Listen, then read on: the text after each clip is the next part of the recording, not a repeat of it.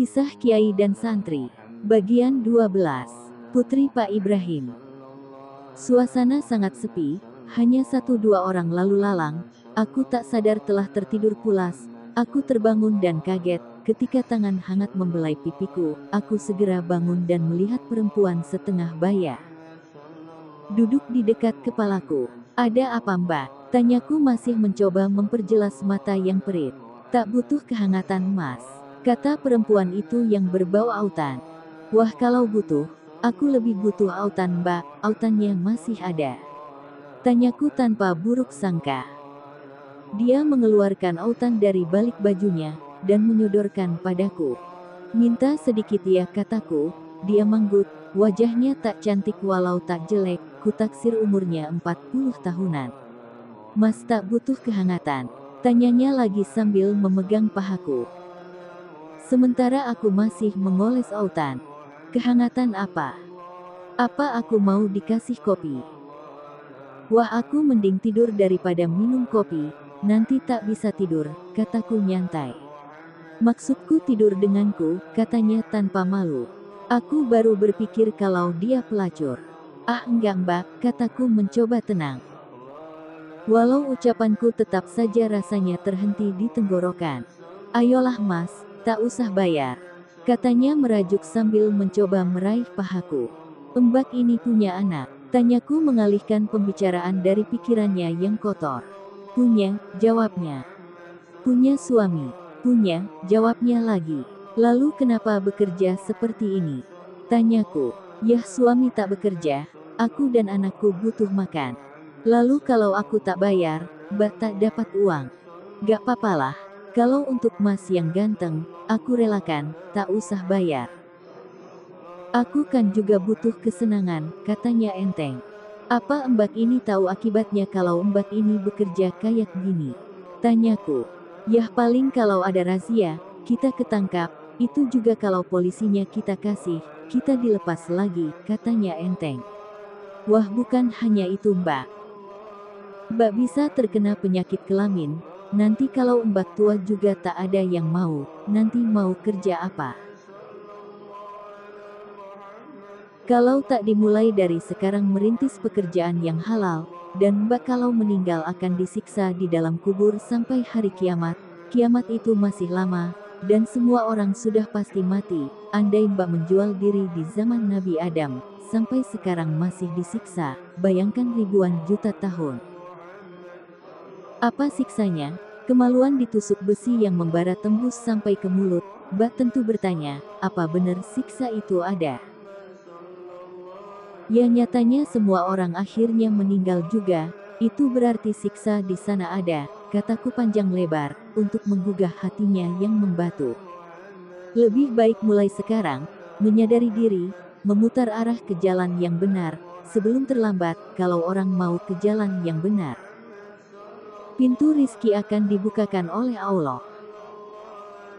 Allah memberi makan pada semua orang aja mampu, kalau ditambah Mbak dan keluarga, tentu tak berat bagi Allah, asal Mbak benar-benar berniat menjadi orang baik-baik." "Apakah Allah mau menerima taubatku?" katanya berlinangan air mata. "Aku ini teramat kotor. Mbak, pintu taubat Allah itu lebih luas dari langit bumi seisinya. Semua orang di dunia yang seperti Mbak mau bertobat semua, pintu taubat masih lebih luas lagi," kataku, dan perempuan itu nangis mengguguk, lalu berdiri dan lari keluar dari peron.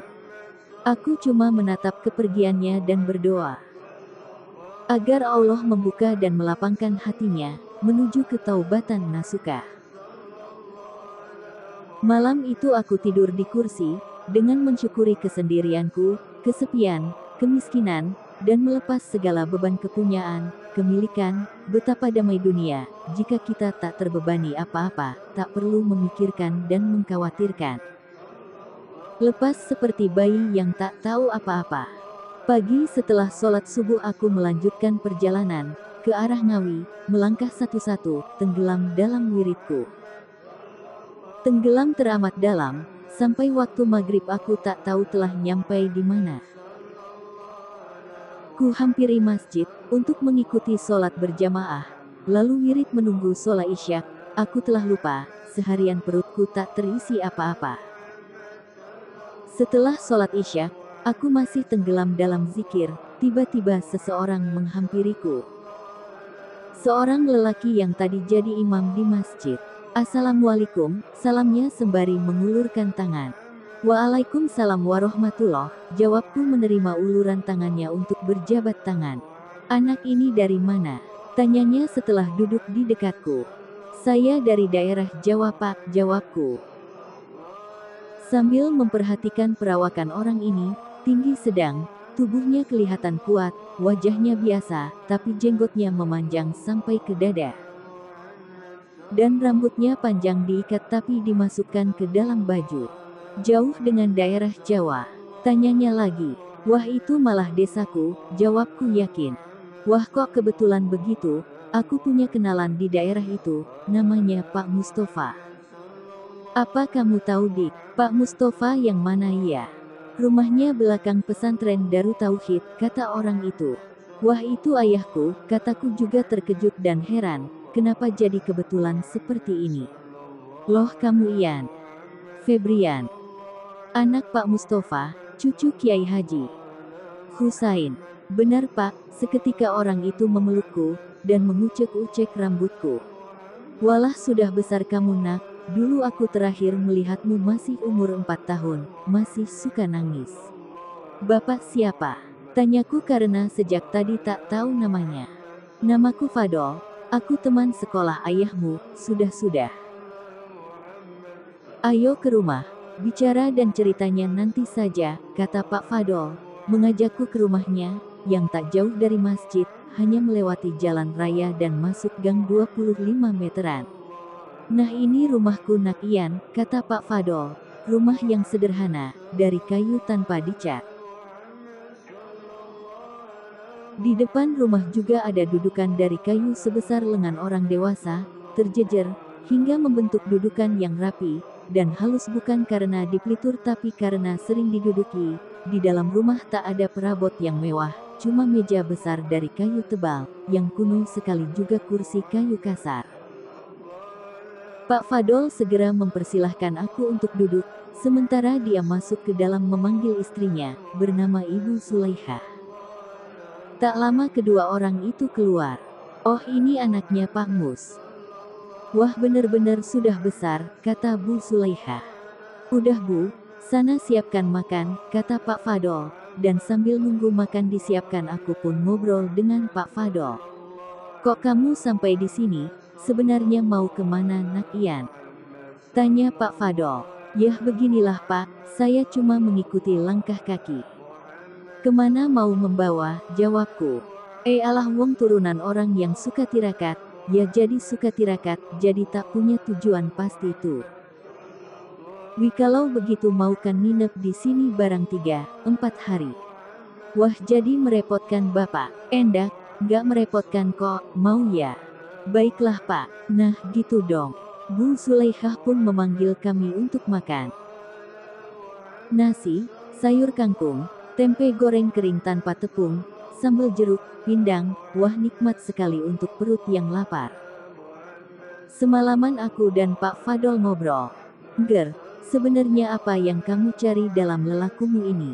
Tanya Pak Fadol, sambil mengebulkan asap rokok sukun kretek. Ah saya juga tak tahu Pak, sebenarnya saya ingin lepas dari belenggu keinginan.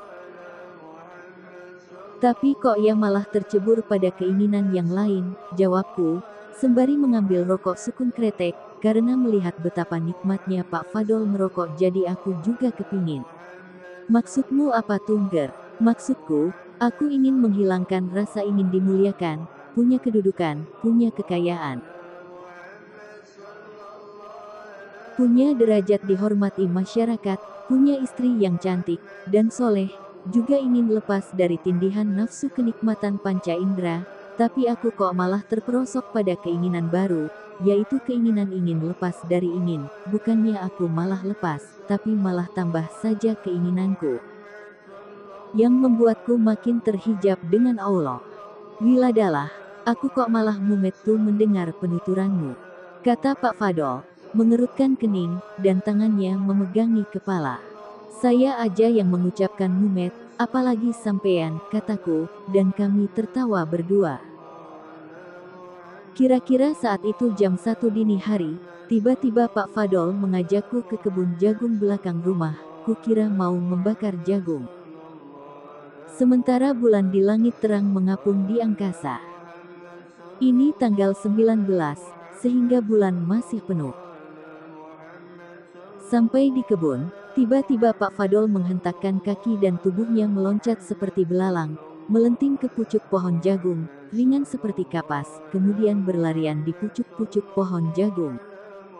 Lalu kembali ke depanku. Apa ilmu begini ini yang kamu cari, Ngger? Kata Pak Fadol masih berdiri di pucuk pohon jagung, dan daun itu cuma bergoyang sedikit.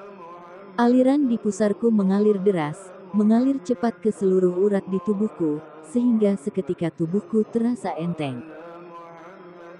Tapi aku cepat-cepat minta perlindungan pada Allah, dan minta disembunyikan siapa aku, dijauhkan dari pamer dan takabur.